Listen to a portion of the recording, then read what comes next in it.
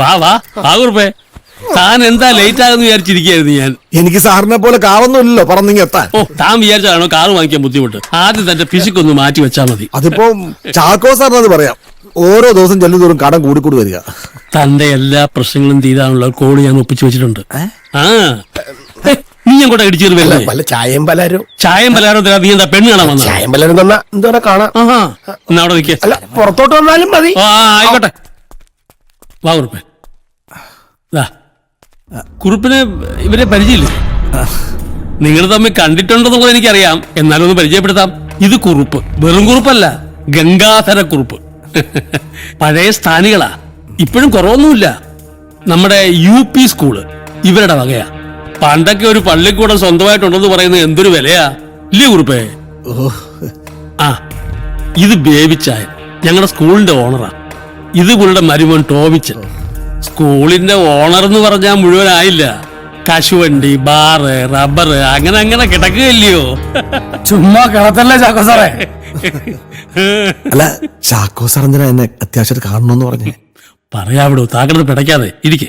ബാ ഇരിക്കെ. ബേബിച്ചായൻ തന്നെ അങ്ങ് തുടങ്ങ്.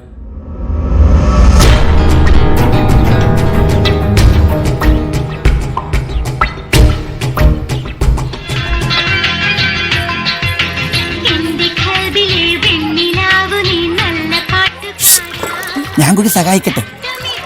പോയി എവിടെ പോകാൻ? ഞാൻ സഹായിച്ചുതരാം. എനിക്കറിയാം നന്നായിട്ട്. എന്നായാലും കാണേണ്ടതല്ലേ. എങ്ങോട്ട് പോവാൻ? മോളെ ഒരു മിനിറ്റ്, ഇവനെ വരെ പ്രേമിക്കാൻ ആളുണ്ട്. എന്ത് ചെയ്യാം, മാനേജർ അനന്തരവനായി പോയില്ലേ. പിന്നെ ഒരു കാര്യത്തിൽ സമാധാനിക്കാം, ഇവക്കൊന്നും എന്നെ പ്രേമിക്കാനുള്ള ഗ്ലാമർ ഇല്ലല്ലോ. ഒരു അഡ്മിഷനുണ്ടല്ലോ. നിന്നോടൊക്കെ ദൈവം ചോദിക്കൂടി കറമ്പി. ഹലോ ഹലോ ഹലോ, അതും പോയി. ആഹാ, പിള്ളേരുടെ പരിപാടി നടന്നുകൊണ്ടിരിക്കുമ്പോ അനു സാർ ഇവിടെ TV കണ്ടോണ്ടിരിക്കണോ? ടീച്ചർ അന്വേഷിക്കുന്ന കേട്ടു. ഞാനേ ഇവിടെ അത്യാവശ്യമായിട്ട് മെയിൽ ചെയ്തോണ്ടിരിക്കാം. ഇത്രയും വലിയ പരിപാടി നടക്കുമ്പോ അനൂപ് ഇവിടെ വന്നിരിക്കുക. ഉച്ച കഴിഞ്ഞുള്ള മത്സരങ്ങളുടെ ലിസ്റ്റ് തയ്യാറാക്കാൻ റോസമ്മ ടീച്ചറിനെ ചെന്ന് സഹായിക്കേ. പിന്നെ മിസ് യൂണിവേഴ്സ് കോമ്പറ്റീഷനിലാണ് നടക്കണം ലിസ്റ്റ് ഉണ്ടാക്കാൻ. അടുത്തതായി സംഘനൃത്തം അവതരിപ്പിക്കുന്നത് ദിവ്യ, ആതിര, രശ്മി. സമയത്ത് തോന്നിയെന്തോ.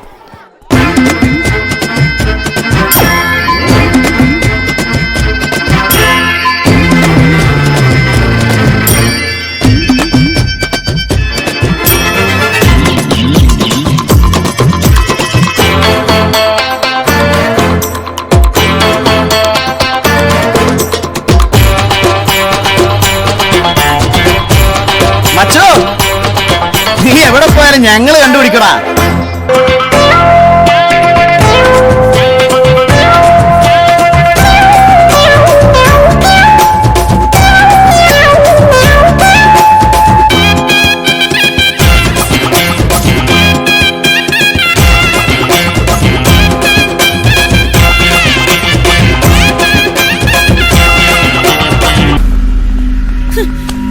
പുറത്തെ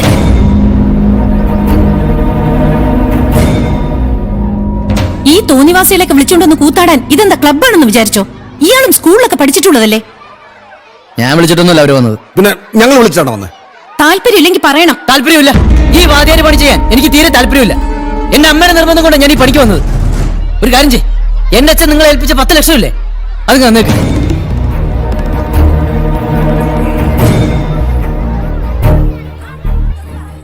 എന്തൊന്നും മിണ്ടാത്ത? അല്ല, അതിപ്പോ പെട്ടെന്ന് ചോദിച്ചാ എങ്ങനെയാ? ഞങ്ങൾക്കൊന്ന് ആലോചിക്കണം. ആലോചിച്ചോ, ശരിക്കിരുന്ന് ആലോചിച്ചോ. 2 ദിവസം കഴിഞ്ഞാൽ ഞാൻ വരും. ഒറ്റയ്ക്കല്ല, കുറച്ചു മുമ്പ് തോന്നിയാസുകൾ എന്ന് പറഞ്ഞ് ഇറക്കി വിട്ടില്ലേ, അവരെ കൊണ്ട് തന്നെ വരും.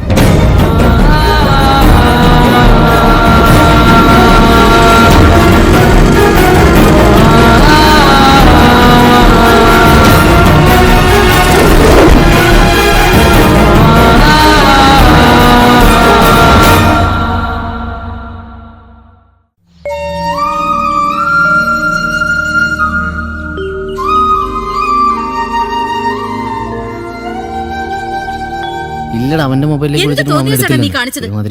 നീ ചെയ്തത് ഒട്ടും ശരിയായില്ല. സ്കൂളിലെ ഞാൻ കുട്ടികളുടെ അങ്ങോട്ട് പരിപാടി വിളിക്കാം. കൂട്ടുകാരെ ചേർന്ന് അലങ്കോലമാക്കുക, അവിടുത്തെ എച്ചമ്മനോട് പരസ്യമായി വഴക്കുകൂടി ജോലി അവസാനിപ്പിച്ച് തിരിച്ചു പോരുക, ഇതിലും വലിയ ദ്രോഹം ഇനി നീ ഞങ്ങളോട് ചെയ്യാനുണ്ടോ? അമ്മ ഒന്ന് നിർത്തുന്നുണ്ടോ? വന്നപ്പോ പോലെ തുടങ്ങിയതാ മനുഷ്യന്റെ തലയ്ക്കാണെങ്കിൽ ആകെ ഭ്രാന്തെടുക്കുക. നിനക്ക് എന്ത് തോന്നിയാസവും കാണിക്കാം. ഞാൻ പറയുന്ന കുറ്റം അച്ഛനെ അറിയുന്ന ആരെങ്കിലും അറിഞ്ഞ? അച്ഛൻ അറിയുന്ന ആരെങ്കിലും, അച്ഛൻ പഠിപ്പിച്ച ആരെങ്കിലും, അപ്പൊ അവരെയൊക്കെ സന്തോഷിപ്പിക്കാൻ വേണ്ടി ഞാൻ എന്ത് സഹിക്കണമെന്നാണോ? നീ ആരെയും സന്തോഷിപ്പിക്കണ്ട, നാണം കടത്താതിരുന്നാ മതി. സ്കൂളിലേക്ക് തിരിച്ചു പോകാൻ ഇനി ഒരിക്കലും ഞാൻ നിന്നെ നിർബന്ധിക്കില്ല, അത് നിന്റെ ഇഷ്ടം. പക്ഷേ നാളത്തെ ചടങ്ങിന് നീ വരണം. എനിക്ക് പറ്റൊന്നുമില്ല. സ്വന്തം മകൻ അച്ഛനോട് സ്നേഹമുണ്ടെന്ന് മറ്റുള്ളവരെ ബോധ്യപ്പെടുത്താനെങ്കിലും നീ വരണം. മോനെ നിക്കട അവിടെ, നീ വല്ലതും കഴിച്ചിട്ട് പോ. ഞാൻ വന്ന കാര്യം ആദ്യം അച്ഛനോട് ശരിയാക്കി തരാൻ പറ, എന്നിട്ട് മതി കഴിക്കലും കഴിപ്പിക്കലും ഒക്കെ. ചേട്ടൻ ഇടയ്ക്കിടയ്ക്ക് വന്നിങ്ങനെ കാശ് വെച്ചാൽ അച്ഛൻ എന്ത് ചെയ്യും? ഇവൻ പറയുന്നതിലും കാര്യമില്ലേ? ബിസിനസ് ആകുമ്പോൾ ലാഭവും നഷ്ടമൊക്കെ ഉണ്ടാവും. ഇവനൊരു ബുദ്ധിമുട്ട് വരുമ്പോ നമ്മൾ വേണ്ട പരിഹരിക്കാൻ. ഒരു ഉച്ചക്കഞ്ഞി പള്ളിക്കൂടെ റബ്ബർ നോക്കി നടന്നല്ല ബിസിനസ്. ആ ഉച്ചക്കഞ്ഞി പള്ളി കൊടുത്ത് കിട്ടിയ കാശ നീ കൊണ്ടുപോയി തൊലച്ചത്. എന്നിട്ടോ ആ സ്കൂളിലോടൊരു പുച്ഛവും. ആട്ടെ, എന്റെ പൊന്നുമോൻ ഇത് വെച്ചത് ബിസിനസിന്റെ ലാഭം എന്തിയെ? മുതലെങ്കിലും ഉണ്ടോ? അതോ അത് നശിപ്പിച്ചോ? എന്നെ ലാഭവും നഷ്ടമൊന്നും പഠിപ്പിക്കാൻ ആരും വരണ്ട. ആര് വരുന്നു? ഞാൻ ആരും ഒന്നും പഠിപ്പിക്കാൻ പറ്റില്ല. പക്ഷേ സുഭദ്രയ്ക്കും കൂടെ അവകാശപ്പെട്ട പൈസയാണ് നീ കൊണ്ടുപോയി തൊലച്ചതെന്ന് ഓർമ്മ വേണം. ചേട്ടൻ ടീച്ചറമ്മ ഇടയ്ക്കൊന്ന് പോയി കാണാത്തത് വളരെ മോശമാണ്. എന്ത് മോശം? എനിക്കവരെ വന്ന് കാണേണ്ട കാര്യമൊന്നുമില്ല. നീ ഇതേ പറയുള്ളൂ എന്ന് എനിക്കറിയാം. പിന്നെ ഒരു കാര്യം, ബിസിനസിന്റെ കാര്യമൊന്നും പറഞ്ഞ 5 നയാ പൈസ ഈ വീട്ടിൽ നിന്ന് കിട്ടുമെന്ന് നീ കരുതണ്ട. വേണ്ട, തരണ്ട, എല്ലാം കൂടി ഇവക്ക് കൊടുക്ക്.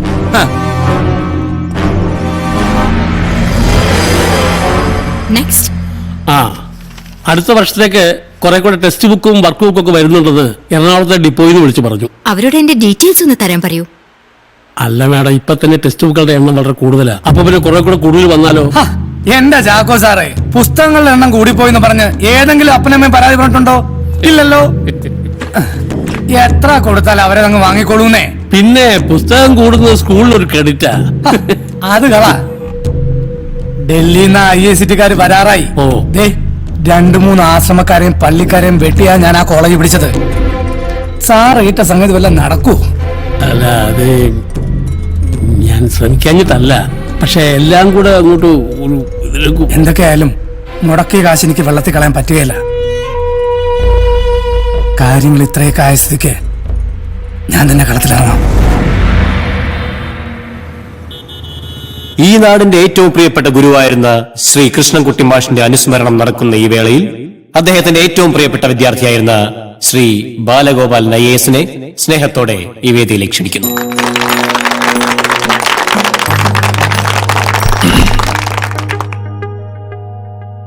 പ്രിയപ്പെട്ടവരെ, എനിക്ക് പറയാനുള്ളത് ഒരു കഥയാണ്.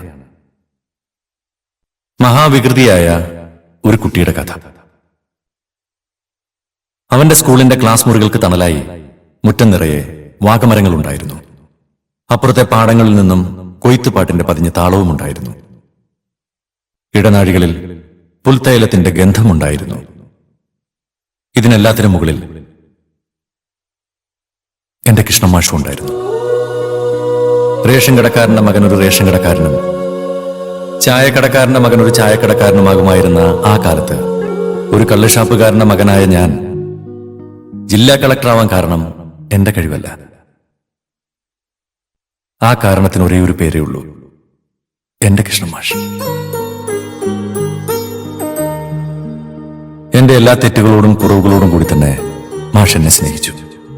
ഞാൻ അറിയാതെ തന്നെ എന്നെ മാറ്റിയെടുക്കുകയായിരുന്നു. ശബ്ദമുയർത്തിയുള്ള ശാസനകളോ ചൂരൽ കൊണ്ടുള്ള പ്രയോഗങ്ങളോ ഒന്നുമില്ലാതെ തന്നെ. മനസ്സിലെ അന്ധകാരം നീക്കുന്ന ആളാവണം ഗുരുനാഥൻ. ഞാൻ കുറ്റപ്പെടുത്തുകയല്ല. പക്ഷേ ഈ തലമുറയിൽ ശമ്പള സ്കെയിൽ നോക്കിയും സ്കൂൾ കെട്ടിടത്തിന്റെ ആഡംബരം മോഹിച്ചും പഠിപ്പിക്കാനെത്തുന്ന പുതിയ ഗുരുക്കന്മാർക്ക് കുട്ടികളിൽ നിന്നും ഒരു വാര അകലെ നിൽക്കുന്ന മിസ്സും മാഡവും സാറുമൊക്കെ ആകാനേ കഴിയുന്നുള്ളൂ. നമ്മുടെ മാഷന്മാരാകുന്നില്ല. പക്ഷേ ഇവിടെ നമുക്ക് ആശ്വസിക്കാം, അല്ല അഭിമാനിക്കാം.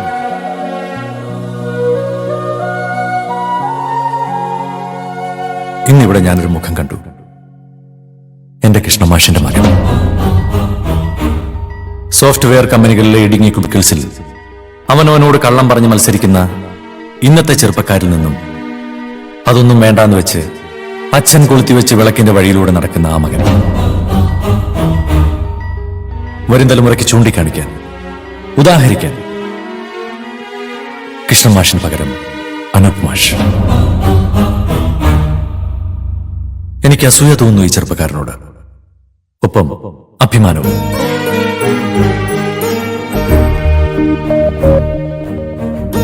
കൃഷ്ണൻ മാഷ് ഞങ്ങൾക്ക് നൽകിയ സ്നേഹത്തിന് ദൈവം അദ്ദേഹത്തിന് നൽകിയ സമ്മാനമാവണം ഈ പുത്രൻ.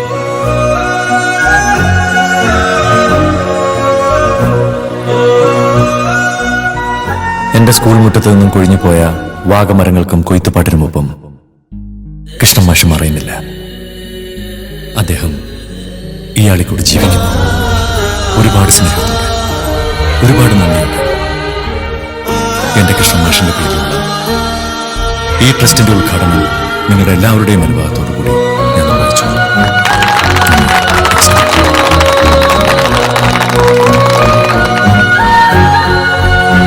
ബഹുമാനപ്പെട്ട കളക്ടറുടെ സ്നേഹം നിറഞ്ഞ വാക്കുകൾക്ക് നന്ദി. അടുത്തതായി നമ്മുടെ ഞാനൊന്ന് ശരി.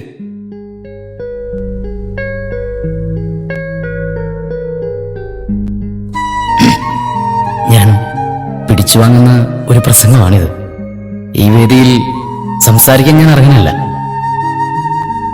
എങ്കിൽ പോലും ഒരച്ഛന് മകൻ തിരിച്ചറിയുന്നത് അദ്ദേഹത്തിന്റെ ശിഷ്യന്മാരിൽ നിന്നുള്ള നല്ല വാക്കുകൾ കൂടിയാകുമ്പോൾ അതിനെ ഭാഗ്യം എന്ന് വിളിക്കണോ നിർഭാഗ്യം എന്ന് പറയണമെന്ന് എനിക്കറിയില്ല. കളക്ടർ സാറ് അച്ഛനെ കുറിച്ച് പറഞ്ഞ വാക്കുകൾ ഓർത്ത് ഞാൻ അഭിമാനിക്കുന്നു. എന്നാൽ എന്നെക്കുറിച്ച് ഓർത്ത് ഞാൻ ലജ്ജിക്കുകയും ചെയ്യുന്നു. സാർ പറഞ്ഞതുപോലെ വൈറ്റ് കോളർ ജോബ് വേണ്ടെന്ന് വെച്ച് അധ്യാപകനാകാൻ വേണ്ടി വന്ന മഹാനൊന്നുമല്ല ഞാൻ. 5 അക്ക ശമ്പളത്തിന്റെ പകിട്ടിൽ വലിയ ആകാശങ്ങൾ നോക്കി നടന്ന ഒരു സ്ഥിരം ഭാഗ്യാന്വേഷി മാത്രമായിരുന്നു ഞാൻ അറിഞ്ഞിരുന്നില്ല അധ്യാപകൻ എന്ന വാക്കിന്റെ അർത്ഥം. പുച്ഛമായിരുന്നു ഒരു അധ്യാപകന് കിട്ടുന്ന തുച്ഛമായ ശമ്പളത്തോട്, സമൂഹത്തിലെ മതിപ്പിനോട്, അയാളുടെ ജീവിത ശൈലിയോട്. എന്നാൽ ഇപ്പോ ഈ നിമിഷം ഞാൻ തിരിച്ചറിയുന്നു, ഒരു അധ്യാപകന്റെ സമ്പാദ്യം അദ്ദേഹത്തിന്റെ ശിഷ്യന്മാരുടെ ഓർമ്മകളിലൂടെ എക്കാലവും ജീവിച്ചിരിക്കുക എന്നുള്ളതാണ്. ഒരു കനപ്പെട്ട ബാങ്ക് ബാലൻസിനും പകരം വെക്കാനാവില്ല ഈ സ്നേഹം, ആദരവ്. ഒറ്റ ദിവസം കൊണ്ട് ഞാനൊരു ഗംഭീര അധ്യാപകനാകും എന്നുള്ള വ്യാമോഹമൊന്നും എനിക്കില്ല. പക്ഷെ ഞാൻ ശ്രമിക്കും. ഇന്നു മുതൽ കൃഷ്ണൻ മാഷ് എന്ന അധ്യാപകന്റെ പേരിന് ഒരു കളങ്കവും വരാതിരിക്കാൻ, അധ്യാപകൻ എന്ന വാക്കിന്റെ പൂർണ്ണമായ അർത്ഥത്തിൽ ജീവിക്കാൻ.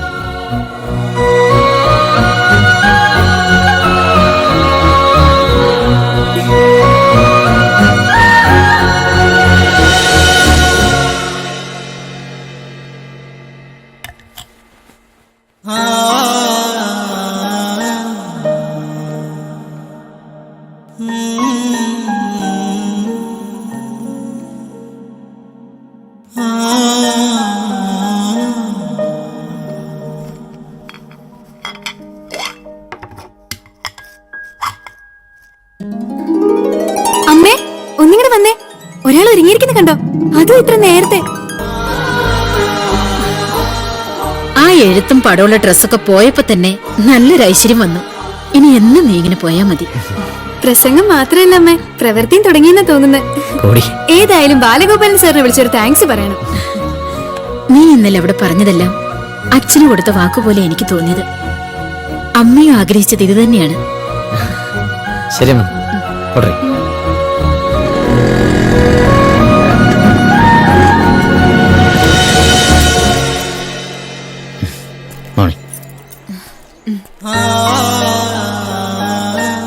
Teacher,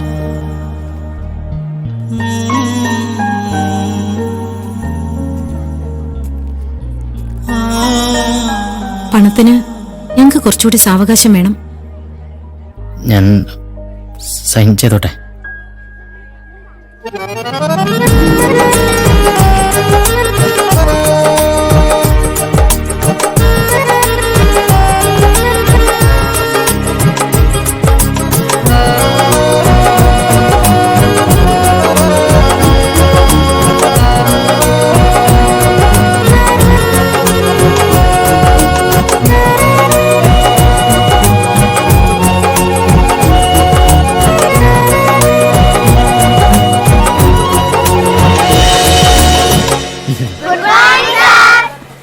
good morning. ഇരിക്കെ.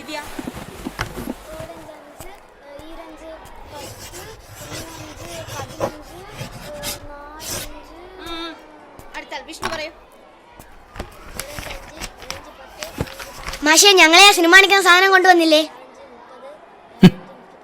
നീ മാഷിനൊന്നും നന്നാകാൻ സമ്മതിക്കില്ലടാ.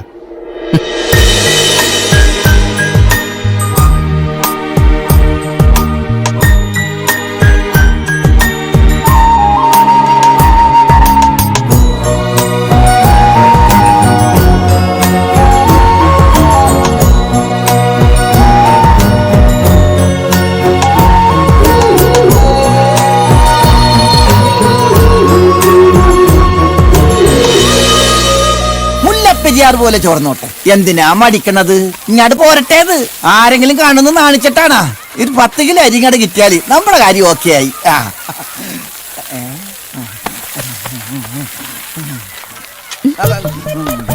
ഇതെവിടെയായിരുന്നു? നിന്നെ കാണാതെ ബോറടിച്ചപ്പോ കുറച്ച് അരി എടുത്ത് ഇങ്ങനെ കളിക്കാന്ന് പോടുന്നു.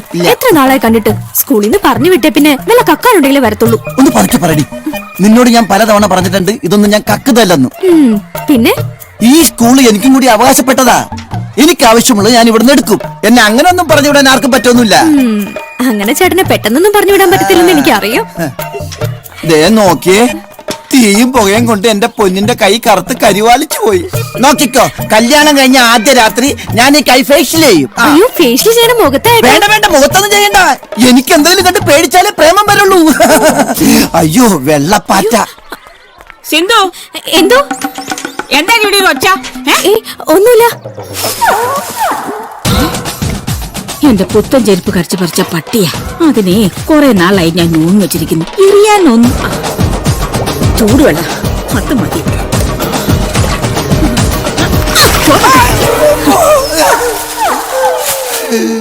അയ്യോടാ, സുരേഷായിരുന്നോ? അശോ, അരി കഞ്ഞിയായി. Thank U.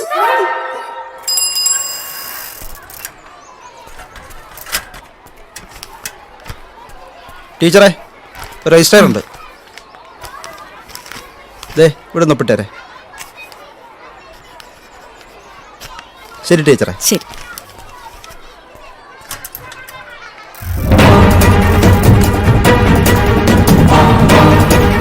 Anu sir,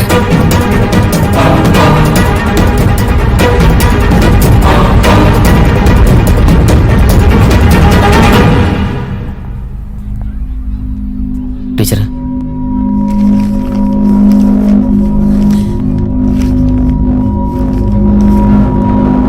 Kottappuram Saraswathi Vilasam U P സ്കൂളിന്റെ പ്രവർത്തന അംഗീകാരം നിർത്തലാക്കിക്കൊണ്ടുള്ള വിജ്ഞാപനം. കോട്ടപ്പുറം യു പി സ്കൂളിന്റെ ദൈനംദിന പ്രവർത്തനത്തിൽ മാനേജ്മെന്റിന്റെ ഭാഗത്തു നിന്നും സംഭവിക്കുന്ന ഗുരുതരമായ വീഴ്ചകൾ കാരണം സ്കൂളിന്റെ സുഗമമായ നടത്തിപ്പിൽ തടസ്സം നേരിടുന്നതും ഈ സ്കൂളിൽ ദിനംപ്രതി കുട്ടികളുടെ എണ്ണം ഗണ്യമായി കുറയുന്നതും സ്കൂൾ നടത്തിപ്പിലേക്ക് സർക്കാർ അനുവദിക്കുന്ന ഫണ്ടുകൾ മാനേജ്മെന്റ് ദുരുപയോഗം ചെയ്യുന്നത് ജില്ലാ വിദ്യാഭ്യാസ ഓഫീസറുടെ ശ്രദ്ധയിൽപ്പെടുകയും പ്രസ്തുത ഓഫീസർ തുടർന്ന് നടത്തിയ സത്യസന്ധവും നീതിപൂർവമായ അന്വേഷണത്തിൽ മേൽപ്പറഞ്ഞ വസ്തുതകൾ സത്യമാണെന്ന് ബോധ്യപ്പെടുകയും നിരവധി തവണ സ്കൂൾ മാനേജ്മെന്റിനെ രേഖാമൂലം അറിയിച്ചിട്ടും മാനേജ്മെന്റിന്റെ ഭാഗത്തു നിന്നും യാതൊരുവിധ വിശദീകരണങ്ങളും ഈ ഓഫീസർക്ക് നൽകാത്തതിനാൽ കോട്ടപ്പുറം യു പി സ്കൂളിന്റെ പ്രവർത്തന അംഗീകാരം റദ്ദു ചെയ്യുവാൻ വിദ്യാഭ്യാസ വകുപ്പ് തീരുമാനിച്ചിരിക്കുന്നു.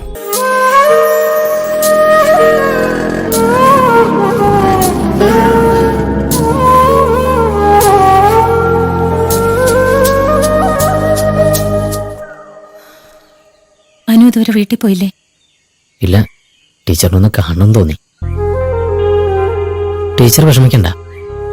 എത്ര കഷ്ടപ്പെട്ടിട്ടാണെങ്കിലും നമ്മുടെ സ്കൂൾ നമ്മൾ നിലനിർത്തും. അതിനുവേണ്ടി ടീച്ചറുടെ കൂടെ ഞാനുണ്ടാവും. നമുക്ക് ശ്രമിക്കാം. എന്തെങ്കിലും ഒരു വഴി തെളിയാതിരിക്കില്ല. കാര്യങ്ങളൊക്കെ താൻ പറഞ്ഞതുപോലെ ഞാൻ ചെയ്തിട്ടുണ്ട്. ആ പള്ളിക്കൂടം പൂട്ടാൻ പറഞ്ഞു, അതിനുള്ള ഏർപ്പാടും ഞാൻ ചെയ്തു. ഇനി ആരെങ്കിലും വല്ലതും കുത്തിപ്പൊക്കുന്നതിന് മുമ്പ് ആ സ്ഥലം ഇങ്ങെഴുതി മേടിക്കാൻ നോക്ക്. പിന്നെ കുത്തി പൊക്കും. ടോണി, ആ സ്കൂളിന്റെ ആധാരം എടുത്തേ. താൻ ആ പള്ളിക്കൂടത്തിന്റെ മൂലാധാരം വരെ പോക്കിയോ? ഇതാ സ്കൂൾ മാനേജർ കുറിപ്പിന്റെ മാങ്ങ കൊണ്ടുവന്നതാ. ഈ കച്ചവടത്തിൽ അവനും നമ്മളെ പാർട്ണറാണെന്നേ. ആഹാ, അപ്പൊ പിന്നെ കാര്യങ്ങളൊക്കെ ഈസി ആയല്ലോ. പക്ഷെ കുറിപ്പിന്റെ ടീച്ചർ സമ്മതിക്കുന്നില്ലെന്നേ. ഏടാ ഉപകാരമില്ലാത്തതിനൊന്നും വച്ചോണ്ടിരിക്കരുതെന്ന് ആ ചെറുക്കനോട് പറയണം. അതിപ്പോ അപ്പനായാലും ശരി അപ്പൂപ്പനായാലും ശരി. സാറിന്റെ കൂടെ ഒരു ദിവസം നിന്നാ മതി, അവനത് ചെയ്തോളും. അല്ല ബേബിച്ച, ഞാൻ അറിയാൻ മേലാഞ്ഞിട്ട് ചോദിക്കുക, ഈ പള്ളിക്കൂടം നിൽക്കുന്ന സ്ഥലം തന്നെ വേണമെന്ന് തനിക്കെന്താ ഇത്ര വാശി? എന്റെ സാറേ, ഈ പള്ളിക്കൂടം നിൽക്കുന്ന സ്ഥലത്തിന്റെ പിറകിലായിട്ട് 7 ഏക്കർ ഞാൻ വാങ്ങിയതാ ചുളുവിലക്ക്. ഈ സ്കൂളാണ് എന്റെ സ്ഥലത്തിന്റെ ഫ്രണ്ടേജ്. ഇത് രണ്ടും കൂടെ ചേർത്താൽ 10 ഏക്കർ ഒറ്റ പ്ലോട്ട്. തന്നെയുമല്ല, പുതിയ ബൈപ്പാസ് ഇതുവഴിയാ. ടൗണിലേക്ക് പോവാൻ കഷ്ടി 3 കിലോമീറ്റർ. അവിടെ ഇത്രയും സ്ഥലം ഒരുമിച്ച് കിട്ടിയാൽ എനിക്ക് എഞ്ചിനീയറിംഗ് കോളേജ് തുടങ്ങാം. കൂട്ടത്തിൽ ഇവൻ എന്തൊക്കെ പ്ലാൻ ചെയ്യുന്നുണ്ട്.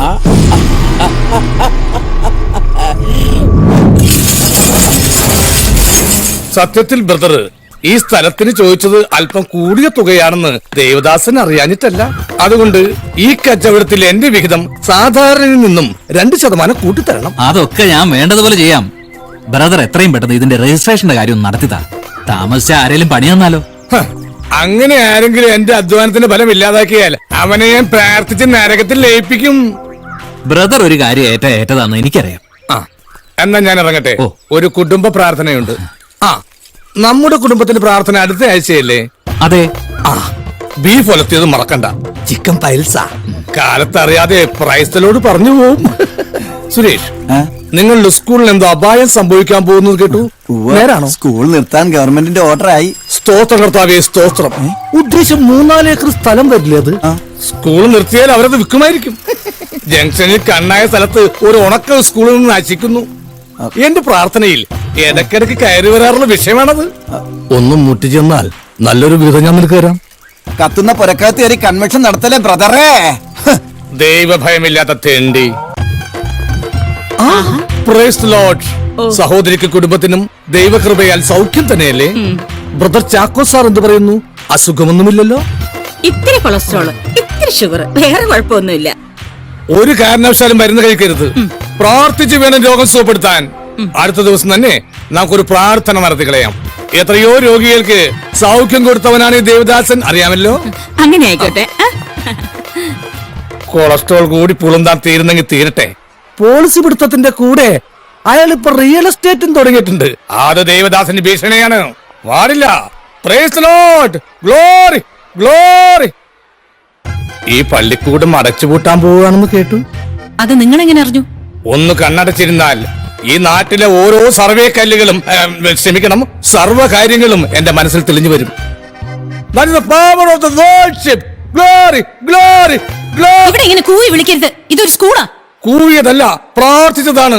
ദൈവവചനം പറഞ്ഞു തുടങ്ങിയാൽ ഞാൻ ആവേശഭരിതനാവും. പിന്നെ നിർത്തണമെങ്കിൽ ചോറ് വിളമ്പണം. ഈ സ്കൂളിൽ ഞങ്ങൾ ഒരു മതത്തിന്റെ പ്രാർത്ഥന നടത്താറില്ല. ക്ഷമിക്കണം. സഹോദരനെ തെറ്റിദ്ധരിച്ചു. ഞാൻ പ്രാർത്ഥന നടത്താൻ വന്നതല്ല. പിന്നെ നമുക്ക് രണ്ടുപേർക്കും ഗുണം കിട്ടുന്ന ഒരു കാര്യം പറയാൻ വേണ്ടി വന്നതാ.